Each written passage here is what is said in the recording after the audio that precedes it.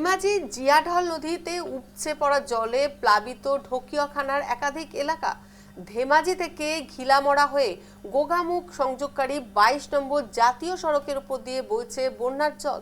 অরুণাচলের পাহাড়ে হওয়া টানা বৃষ্টির জেরে ফুলে ফেঁপে উঠেছে জিয়াঢল নদীর জলস্তর। জিয়াঢল নদীর উপচে পড়া জলে প্লাবিত ঢোকুয়াখানার এলাকা। 22 নম্বর জাতীয় সড়কের উপর দিয়ে বইছে বন্যার জল।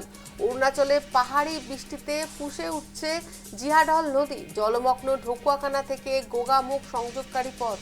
ধেমাজিতে বন্যা পরিস্থিতির অবনতি, প্লাবিত একাধিক এলাকা। পাহাড়ি বৃষ্টির জেরে জিয়াঢল নদীর জলস্তর বৃদ্ধির আশঙ্কা।